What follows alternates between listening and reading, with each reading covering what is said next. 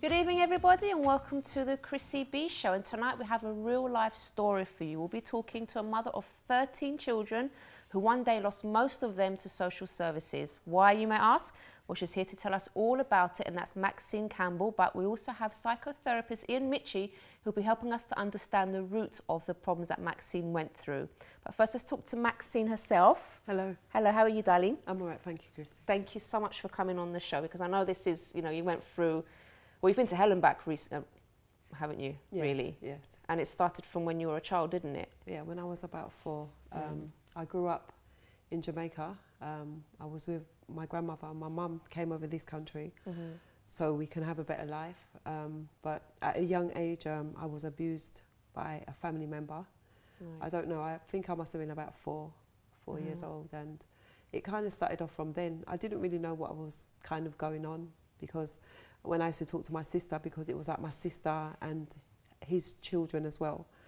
What was happening to her as well? Yeah, right. But my sister wouldn't talk about it. She used to tell me to be quiet, wasn't allowed to say anything, so I never really told anybody. When I came over here in this country... How old were you when you came? I was 8 when I came over. I resented my mum because I blamed her for the things that happened to me. But she didn't know anything? She didn't know, because my sister didn't really talk about it, so I thought if I told someone, I thought that I was going to get myself in trouble, so I didn't really talk about it. But I took it out in a wrong way. I was very I was very disobedient with my mum. I didn't listen. She didn't know what was going on. No, did she? She must have been thinking. But I was very angry as well. I was really angry with her because, I thought if I was with her, then that wouldn't have happened to me. So I really resented her, and I grew up like just angry. I used to run away from home. I think when I was at about 11, 12, I started running away from home. By that time, I was drinking as well. Drinking, smoking weed. I was going So raving. what age are you at this time? About 12. You're at 12 years old, you're already... Yeah, drinking. Drinking, taking drugs? I was smoking weed. Smoking weed. Smoking cigarette. I was raving as well, because I used to go out. It was shubbins. But I used to look a lot older than... so I was able to go in. But also my cousin, she was older than me, so she used to take me to these clubs. We used to tell my mum that we're going to a disco, finish at 12 o'clock, but 12 o'clock, that's the time that we used to go out. So at this point, still no one knew what had happened to you, what you were going through? Did your mum try to sort of help you, and she obviously must have seen something was wrong with you? Yeah, many times. And then I think it was, she even threatened to send me back to Jamaica a lot of the times because she couldn't cope. Because of my behaviour. I used to disrupt the house. Sometimes I'd run away for 2 weeks. 2 weeks? Yeah, where would you go? To friend's house. Right. Go to friends, stay at friend's house. I used to go to one friend's house, and because sometimes my mum used to come to the houses, and I used to be hiding in the kitchen, or she never used to know, because my friends they never used to say anything. So, and then so my mum was always in a police station. Phoning, and then at one stage I remember social services got involved, and they put me in like a care home, so I was there for a few weeks, but then I went back and it was just the same thing. It just went on. That's how my life was. It went on till I had my first child. How were you at school though? With friends stuff? Did you have friends, or were you distant? Friends. I had friends, but I was very I think I used to be a bully at school. I used to bully everyone. That's how I was. Why? I don't know. I don't know. That's how I was. I had 1 or 2 friends, but they wasn't really close friends because a lot of them used to talk behind my back. So I used to have men as friends, not, So most of my friends was men, but they were older men. So obviously I used to go out. I could get things as well. But do you mind me asking, were you abused by a man? Was it no, female? Physically, yeah, beaten by my baby fathers. What about in your childhood? I'm talking about. Was it? No, it was sexual abuse. Yeah. It was male. Okay. Yeah. So and then I'll be interested to talk to Ian about that later, because I would have thought maybe, sort of logically thinking, I would have thought maybe you would have stayed away from men, but you actually were drawn. I think what it was as well. I remember sort of like. When I was having a relationship with men, when I was very young, I always used to think that I used to have to give myself to them. And I think that was one of the things, because when I had that in my past, so that's how I used to think, that I used to have to give myself Did you feel like you'd already lost anyway? You didn't have any value, maybe? Yeah, I think that. And then I had my first child when I was 17. By that time, I was drinking like nearly every day. I drank all through my pregnancy. I didn't really. I think that age no one didn't really sort of ask questions at that age. Were you still living at home with your mum? I was still living at home, but by that, when I had my daughter, I was in between, because I had my flat, but I was in between my mum's and my flat, and then I sort of like had one child after the other. By the time I was 25, I had 4 children and was pregnant with twins, and that was the time. How were you coping? Because you were drinking, you weren't doing well in life at the time. I didn't think, because a lot of my friends used to drink. We all used to drink, and I didn't think it was a problem. I didn't think I was alcoholic, because it was a drink. It was something that I done all the time. So for me, and I wasn't drinking because I used to drink, but I never used to get drunk. Like I fall down or anything like that. I drink. I mean, I could drink men under the table, because the beers that I used to drink Tennants and things like that. I could drink like 6, 7, and I could still come out walking. God, the smell of wine makes me dizzy, never mind drinking it. For me, that wasn't a problem. It wasn't a problem for me, and I was able to still look after my kids and everything. The problem started was when I was pregnant with my twins. I think I was about 25 at the time, and I got introduced to cocaine. And at that time, I was smoking it in a spliff, not realising that it was, I remember I used to like it. I liked it. I liked the buzz that I got, because it was different from the alcohol. But didn't you think at that point, Maxine, look, I've got kids here, I shouldn't even try this? No, because... Did not cross your mind? No, at that time I was in a relationship, was very abusive.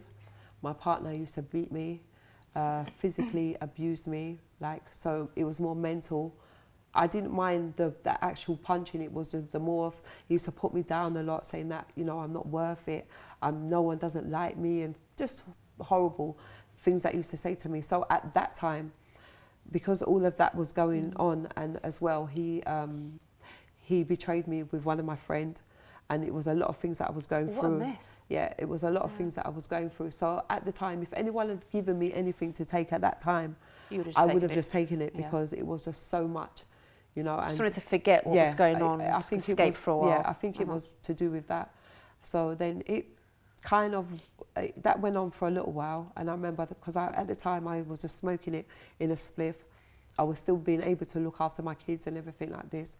But when I had my twins, social services got involved, because what happened was my daughters, they was I had them at 7 months, and they was premature, and they was tested for drugs. Really? Yeah, so they obviously the hospital had to inform them. So they found... Yeah, and that's when they got involved. Were they having withdrawal symptoms? Yeah, because I think they was having shakes and they was really not well. So I did, when they came and they asked me, I did tell them, because they was very premature as well. They was very tiny, because they was 7 months when I had them. So they had another 3 months before they was meant to. And so I decided to tell them. And then afterwards, that's when they sort of got involved with me. They left me to sort of maintain the other kids. But by this time, my drug use was a lot, till more so that I was going out there, I was committing fraud, I was shoplifting, and it was sometimes I used to leave my kids unattended, to go and do shoplifting, or because my friend of mine used to come, used to drive me, take me to the shops and things like that. Sometimes I used to have all of the kids with me, doing all these things, and then one day, because I remember the school was informed that that I was leaving the kids unattended. The kids wasn't going to school, so obviously they got involved. They got involved again, and they removed my kids from me. They was with all of them. Yeah, all of them. The ones with you at the time. All of them. How did you feel when that happened? Just before we go to the break. I don't really think I felt anything. I think at the time I was so drugged up. I didn't really, for me it didn't really register me, because it was it was a constant, I was always using. There wasn't a time, if I'd bleach for 3 days, and then might fall asleep for like, you know, sleep for like hours and then wake up again, and it was a constant. Yeah. So it's like my emotions was numb. So I wasn't feeling anything. So, you know, because it was the numbness, because cocaine and alcohol, it numbs you. It numbs that pain. It's only for a time though. Yeah. But then obviously when you wake up and you think of everything, then all you want to do is use again. That's awful. Yeah. But things did get worse. We're going to go to a quick break now, but things got even worse for you, didn't they? If you can imagine things getting even worse than what Maxine's described just now. But join us after this to find out more.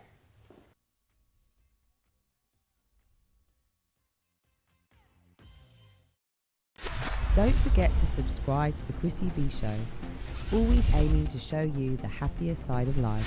You can find us on YouTube, Facebook and Twitter.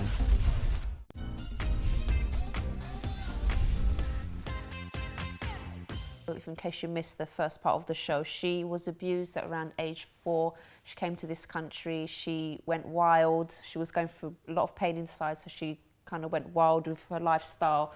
Ended up with five kids first of all? 5. Was it 5 before they got taken away? 4. 4. I had 4 kids, and then I was pregnant with twins. Yeah. Yeah. Started taking drugs. Yeah. Right, but then things got even worse. So you were using regularly by this time. Yeah, I was using without the kids now. Yeah. So what happened? Things got worse. Yeah. After that, when my kids got removed from my care, I wasn't able to pay my rent, so the council evicted me. So I was homeless. Then I started. Were you actually on the streets, or were you staying with friends? I was like living in crack houses at that time. Wow. Because I didn't really have, because that's where I used to go to buy my things. So I used to live in the crack houses. Then I used to go from one house to the other, sleeping at different people's houses and things like that. And then it got really bad because obviously I wasn't getting any money. So what I used to do, I used to prostitute myself to pay for my habit. Prostitute myself. I used to shoplift. And then that's how my life was. So when did the other kids come? Because you had 13 altogether. Yeah, and then afterwards, in between then I had kids after. But every time I had them, because social service knew what happened before, it was always on the record. Okay. So even before my kids was born, there was like an order out on them. Oh, wow. I mean, there was times where I didn't attend court because I was using, so obviously I didn't attend the court, I didn't attend the hearings. I mean, even I remember one of my children, you know, the judge was trying to look for me. I think it was for 1 year they was trying to look for me to try and give me a chance, because one of the things that I had to do was address the problem. But I wasn't able to do it because I think at the time I didn't want to. I didn't want to stop smoking. I just wanted to carry on how I was, because, you know, there was even times where one of my other child, I'd left the hospital literally 2 days after and went and started using. Gosh. So, yeah, and that's, I think... See, for someone that doesn't understand about drugs and the effects, it sounds like, oh my gosh, how could someone do that? But we are going to be speaking to Ian after the break, and he's going to, you know, explain these things to us, because someone's like, oh my God, how can that happen? Yeah. But it does, and it's like you weren't yourself. No, I wasn't myself. At all? No. What was your lowest point, Maxine? I don't know. I think at the time was when I was used to sleep in the crack houses. What was that like there? It was horrible, because sometimes people used to come in, you know, there used to be men that used to come in and used to wake you up and offer you money because they want to have sex with you in that time. And it was just like, you know, and as well, sometimes it wasn't a safe place for you to be, you know, because there's all different people that's coming in there, people selling drugs. You know, someone might be upstairs, you know, doing business with someone, and it was not a nice life. You know, it wasn't nice. Did you ever, at that point, the way you were feeling, did you ever sort of hope for a different life, or did you think, do you know what, this is it for me? I think what it was, I remember, I think one of the things what happened was where my kids kept on getting taken away from me. I remember I didn't really get help. I didn't get help. I used to attend, I remember one time attending services, and one of the things was where they taken the child away, they didn't really help me. They didn't address the situation that I was homeless. So I felt like I was kind of like left to my own. so I wasn't able to sort of like get myself together. I mean, I don't blame, you know, the social services for removing the children, because I mean, at the time I couldn't look after them. They had to. But I think sometimes, you know, they kind of just sort of like leave you the side. They don't ask about how you are, or, you know, and I think that was one of the hardest things for me, because you felt like you're by yourself. Yeah, I thought I was just by myself, and the people that I was around, they was in addiction, so they didn't really care. Yeah.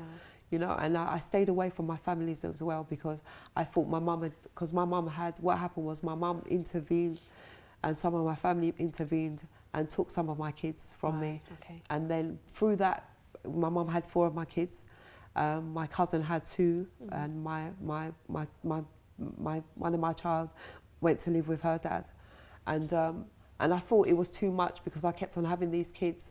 And I just stayed away from my family. So I never had a relationship with my mum or anyone for like good 10, 15 years, because I was ashamed. Yeah. And I just thought that they didn't want to know me. So for me, I thought it was best. And the friends that I had around me, they didn't help. You must have felt so isolated. Yeah, because everyone was just in addiction. If they wasn't addicted to crack cocaine, they was addicted in alcohol. And so, you know, there was no one really to talk to. But you did find help in the end, Yeah, Can you tell us about that? Yeah. I went to the help centre, and I was able to receive help and prayers. And then also I went to, it's a drug service called awayThe, and they help with, you know, people. They do day programs, so I was attending that.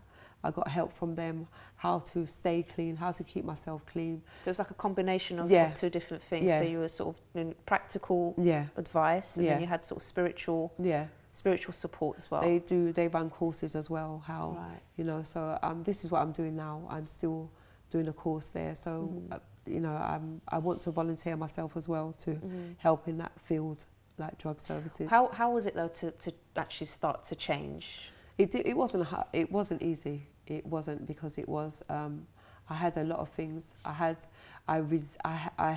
a lot of things that I never dealt with in the past. And I think that's one of the things that held me back, because I didn't address it in that time. And I think as well, when that time, I remember as well, I had depression, but I didn't know that I had depression at the time. So a lot of things came out that I didn't deal with you know, and as well, I think I had a lot of grudges with people and things like that, which I had to let go. But when did you actually stop using? It's been 1 year. Right. 1 year and 2 months now. 1 year and 2 months. 2 months. Wow. Yeah. Well done. Yeah. Oh my God. So how does it feel to be clean? It feels so different. I like, because my children, you know, the relationship that I have with my children now is completely different. Do you know what? I know, because we're kind of going really fast, because we don't have long to talk to Max, because the story is really deep. Yeah. But tell us what you can for the time that we've got left. The relationship that I have with my children, they're really different. Me and my daughter is really close. It's my oldest one.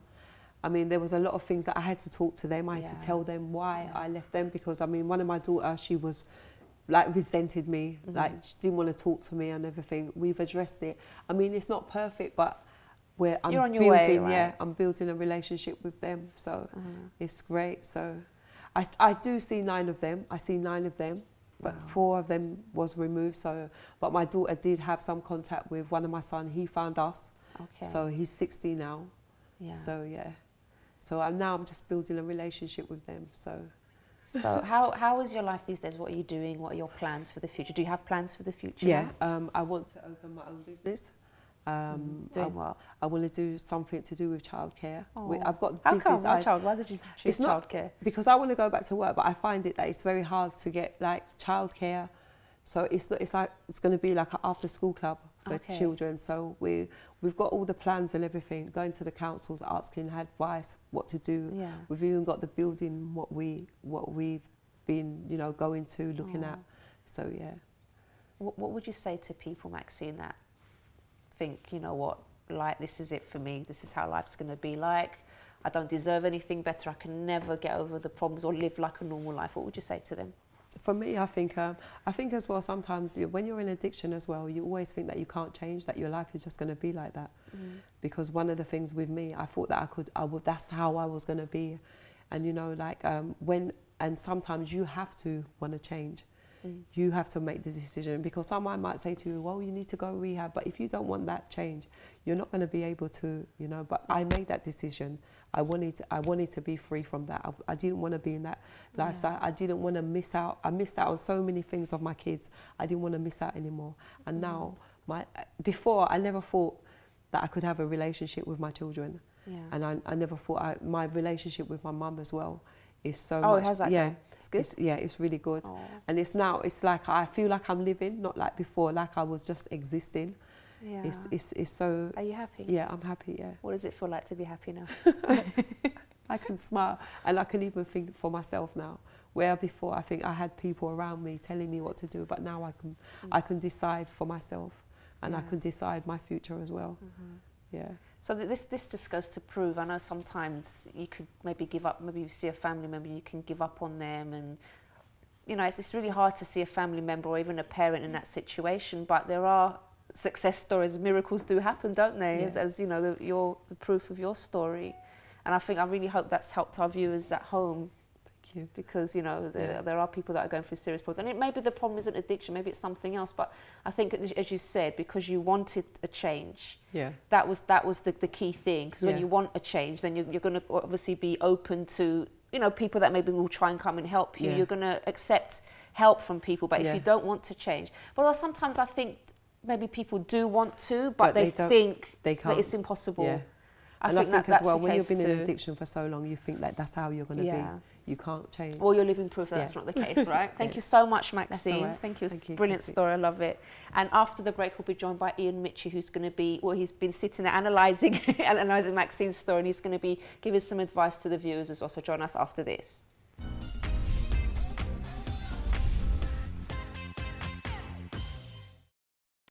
Don't forget to subscribe to the Chrissy B Show, always aiming to show you the happier side of life. You can find us on YouTube, Facebook and Twitter.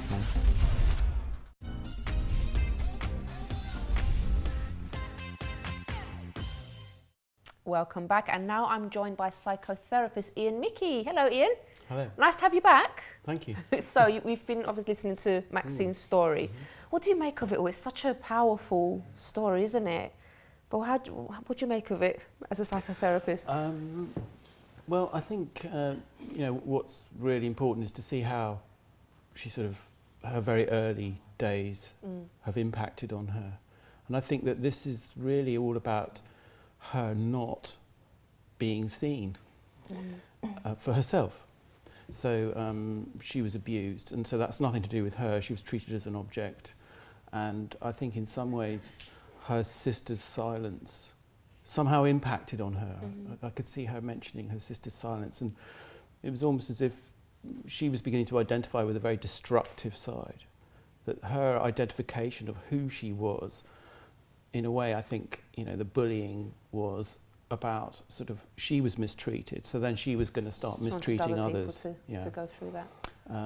And leaving home as well. But why don't people at that point, for example, if they have been hurt themselves, wouldn't they think, well, I know what it feels like, so I'm not going to do it to someone else? I think that's the point. It's the communication, it's the lack of language, the silence from the sister is very resonant for her, because in a way I think that sometimes in abuse is so perverse, and the way that it's dealt with, it's very subtle, and people often come, you know, ages after it's happened, and they'll say, well, actually I was abused, but at the time they don't see it, and it's very confusing, and it is like a bully. It's the silence in a way that steals the words that really mean something. So in a way I think that she was struggling to understand what had happened to her, and underneath all that there's, you know, a huge amount of shame and rage that's just going through her life. And you know, where we come to addiction, that's, you know, I mean, so she didn't really think that one through. Like she said, she was being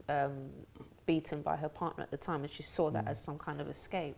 Well, I think what was interesting is at the end she said, I've actually started to think, and that's really quite a useful point, because in a way her whole life was about not thinking, because she was absent. She was absent from being herself, because she was never recognised for herself. Yeah.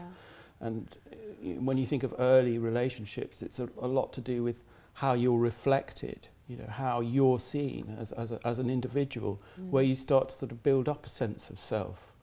And in a way that was sort of deprived a lot of neglect, a huge amount of neglect for her. So she never really had a sense of herself. It was always about being absent, leaving home, sort of going away from herself almost. If the home represented her, then she was walking away from it. She was leaving all the time. And all the men were treating her not as herself, just as an object. So in a way, she identified with that side. And possibly, you know, her sister's silence may have felt for her like a sort of an agreement with the abuse. And so she was doubly hurt then yeah, by the yeah, abuser and by her yeah, sister in a sense. So then there becomes an identification of a very destructive self. And so that was also reflected in the way she bullied others. So there's a sense of her being bad, inherently bad, and that there was no way that anybody would ever sort of tolerate her or be with her. So she was leaving home again, her badness. But why do you think she went down the road of the drugs then? Well, I mean, you know, addiction is a symptom. What's underneath that? So where she is now, she's abstaining from it, and she may, for a long time, she may after a while start to sort of understand, you know, what's going underneath that. But addiction is just about, you know, not dealing with feelings. Right. So I mean, there's a Greek word. So narcotic, narca means to deaden. So in a sense, you're not thinking, you're just deadening yourself. Right. And actually when you do that as well, you can increase your destructive drive because you're not really in touch with stuff. So when we see the reality coming in, when we see how, you know, there seems to be maybe a sense of shock or surprise about how we can quickly lose all our safety, all our, you know, she was made homeless, she went on the street, she was in very unsafe environments in crack houses. So that's the reality. But when you're using, you don't see the reality. So it becomes very destructive. You see how addicts can inject to the point where they're actually completely black out and may kill themselves. But again, that's, well, it's a very quite deep thing, but it's almost like trying to get mastery over death. So in a way, it's a sort of fear really of managing life. So we actually just destroy ourselves. It's a way of gaining control. I mean, the paradox of addiction is about control, and it's the sense of not being in control. So when we have a drug, we feel that we're in control, and we feel that we have control over something. But in the end, of course, it controls you. It's all a deceit, isn't it, really? And what about family members? Because I know she cut herself off from her family, from her mum and like sister and everything. But if, for example, there is an addict in your house, how can you help them? How can you deal with what's going on, you think? Yeah. I think Maxine almost said it when she was here. She said, you know, I had to be the one that decided. And I think it's really, really difficult in families because it's painful. It must be immensely really painful. In a way, the responsibility gets put into everyone else in the family, and they feel inherently responsible for what's going on. And of course, they can't control it, so the control thing comes up again. So really, you have to let go. You have to let go, and you have to accept that there's absolutely nothing you can do until that individual chooses to do something about it. But I think for Maxine, she was sort of, you know, talking about feelings, a sense of something good about herself or spiritual. And, you know, all human beings, I suppose like plants, that we do seek the light. You know, there's a drive to find the light. And it is there. And no matter how dark it is, there is something, there's a small, tiny spark. That's really interesting. Right, yeah. Because so she had that there. She knew maybe deep down that there could be a change for her, there could be hope for her. Yeah. Because sometimes I think it must be such a horrible place to think that, oh my God, this is it. This is how my life's going to be for forever.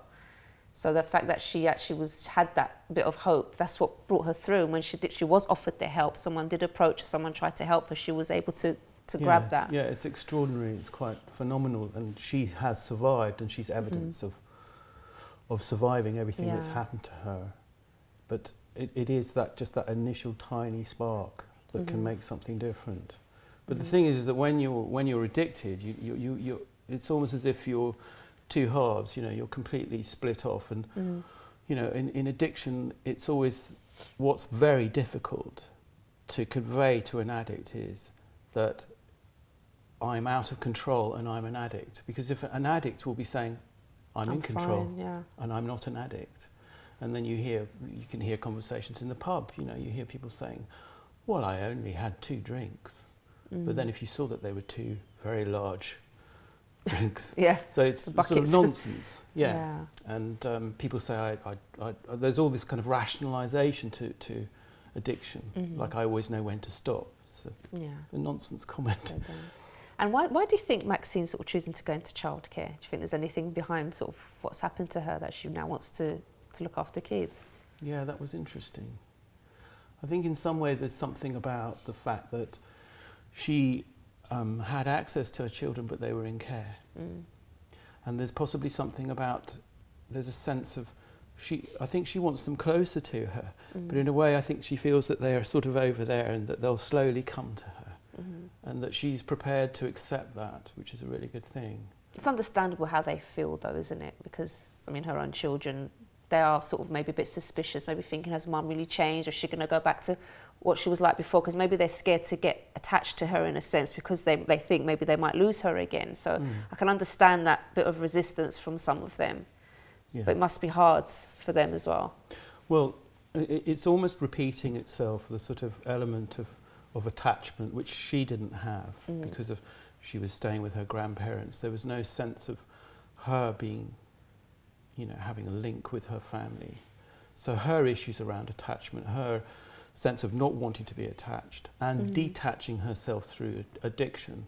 So in a way, the children also are very anxious about those attachments. And I think what's interesting is her inability at the time to really express how she felt, or her anger or her rage towards her abuser. And for the children... I forgot to ask her about that, actually. Maybe next time, we'll bring her on another time. We can And I think for the children as well, that the hardest thing really is for a recovering addict is to sort of be able to be prepared to contain their anger and to receive it and acknowledge it and accept it. And for them, for the children, to feel safe that they can express it, because that will give them a sense of safety that their mother is able to. But I think, you know, it was fantastic. So I'm so glad, you know, she came through it. So there is hope for everyone. I believe that. Thank you, Ian, so much for your participation. And after the break, we're going to be joined by Lisa Marie with a roundup of this week's news as well. So join us after this.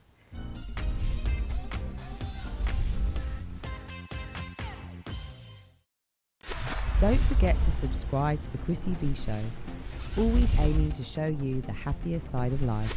You can find us on YouTube, Facebook and Twitter.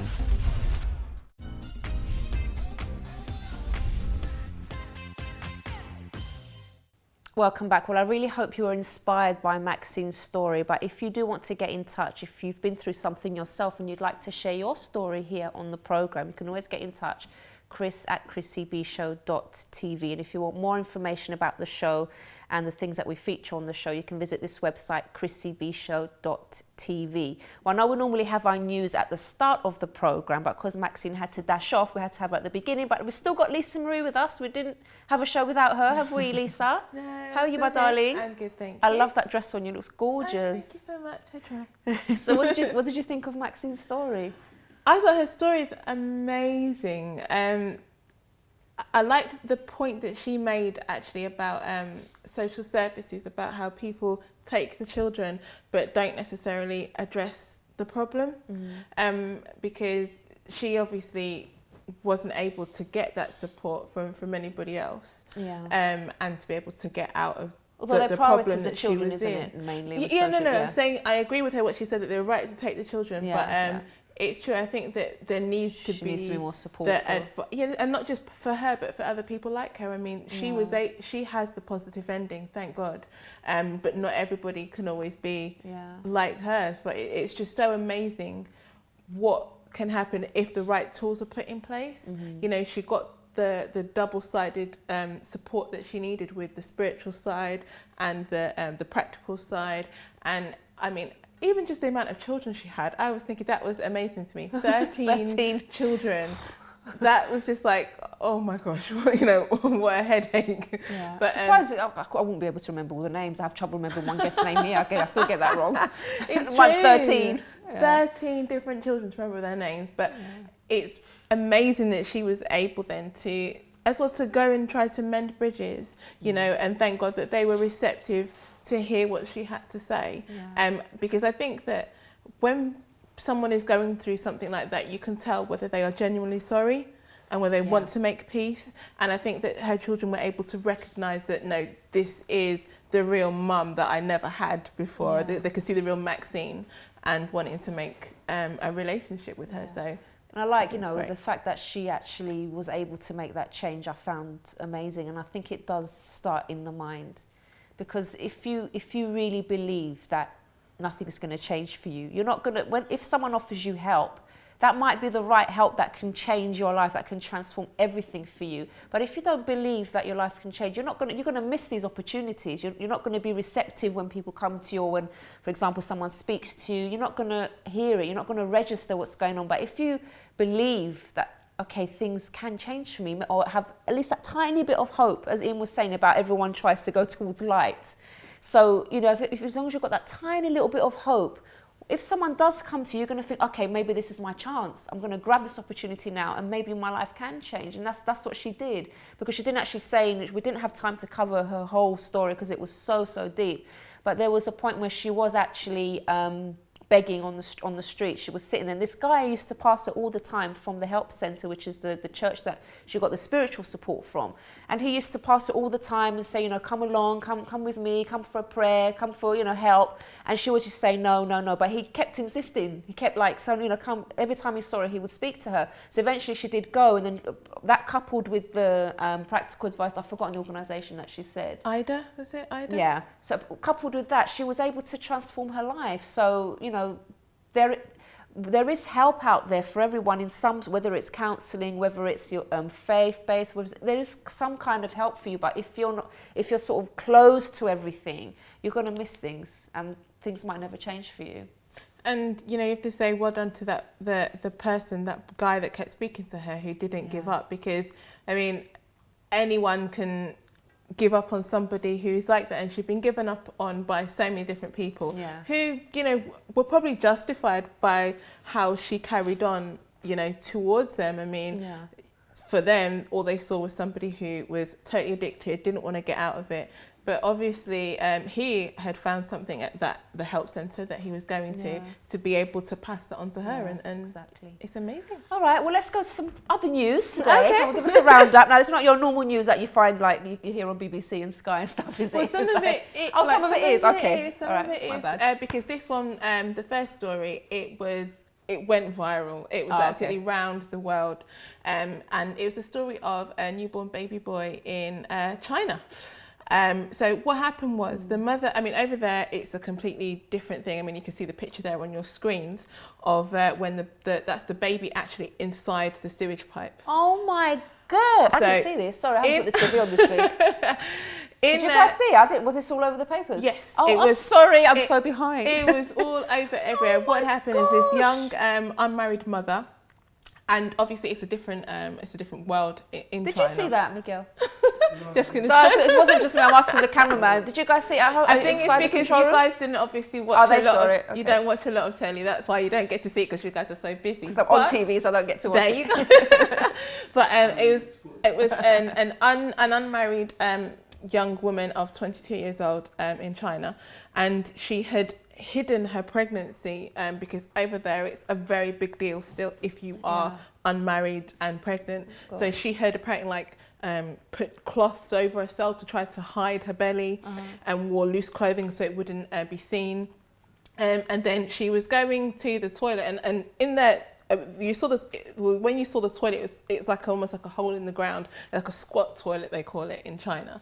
And I don't think she realised that she was properly in labour, but then she pushed the baby out and it went straight down. She didn't realise? She was in, okay, so it went straight down and it still had the placenta, umbilical cord attached. I think she probably panicked a bit, but she did like report it to some emergency services there.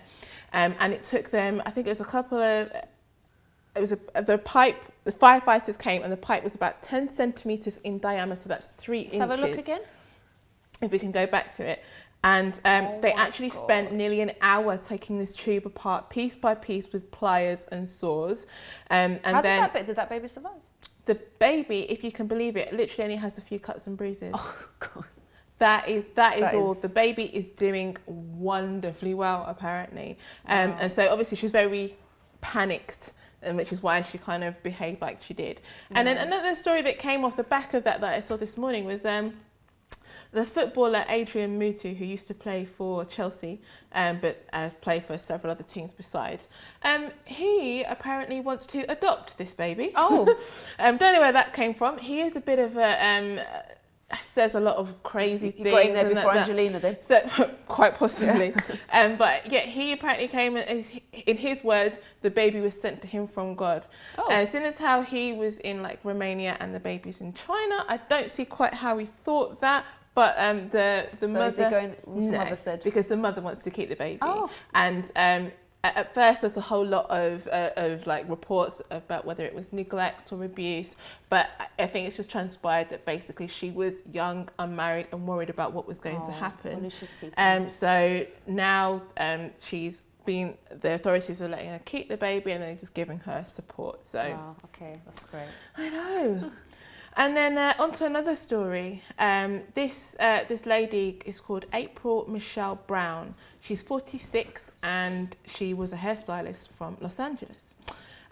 Like a lot of people, as you can see her there, this is how she is now.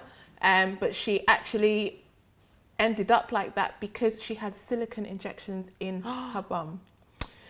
She'd had it before and then had it again. And when she was going to realise, no, actually, I don't want to do this again, that was the second time that she had it. And it wasn't silicone injections. It was actually bathroom sealant. That she'd gone to somebody's house and done this. It had gone into her bloodstream. She actually lived for 5 years with constant pain. Then she ended up going to the doctors. When she got there, it was literally like life and death situation. She was given 24 hours to live by the doctors, put in a medically induced coma, awoke after 2 months to find that she had no hands, no feet, and no bum anymore because they had to amputate everything. And this is how she looks. And now what she does is she's spending her time warning people about going for these kind of surgeries. Awful. Absolutely. We've got 1 minute left, Lisa, for the next Okay, no problem. No, very quickly, the police had to use CS spray to break up a playground fight in Cornwall. And this was a playground fight at an infant school, but the people that they were having to spray were parents. Actually, and even worse, sorry, it's not funny, but it's just ridiculous. Was a father attacking another people's mother. It's just absolutely a father attacking crazy. a mother. Yeah, actually crazy. And I think they were actually banned because this world's absolutely crazy. Children saw this behaviour and obviously it's not very good. Okay. Absolutely ridiculous. And then very quickly, on a light-hearted note, it pays to have a grumpy cat or pet, it seems, because the owner of it's actually called Tartar Sauce. What? Yeah, they're called him Tartar Sauce. Oh, but it's so cute. This cat has an agent because he's about to become a movie star. Now, other people will have seen this cat like on things like Instagram and different pictures with, you know, showing different things, but he's actually going to become a movie star. So I think I now became an animal lover. All right, Lisa Marie, thank you so much. No problem. We have reached the end of the programme for today, but do join us again on Monday. Do have a wonderful, wonderful weekend. And if you want to get in touch with me at any point to ask a question or to even give suggestions for topics, you can do that as well because this is your show too. You can email me on chris@chrissybshow.tv. Have a wonderful, wonderful weekend. Bye-bye for now. Actually do some wall climbing. We're actually at the...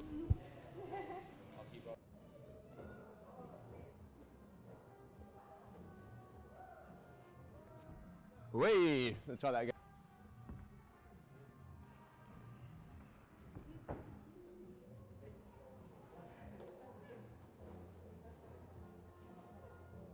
Oh.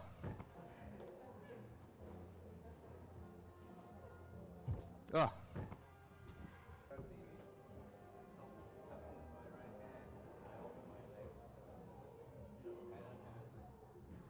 Oh, no, it's not working today. I forgot the other question. Sorry. And, okay. What was the first question? Okay, all right.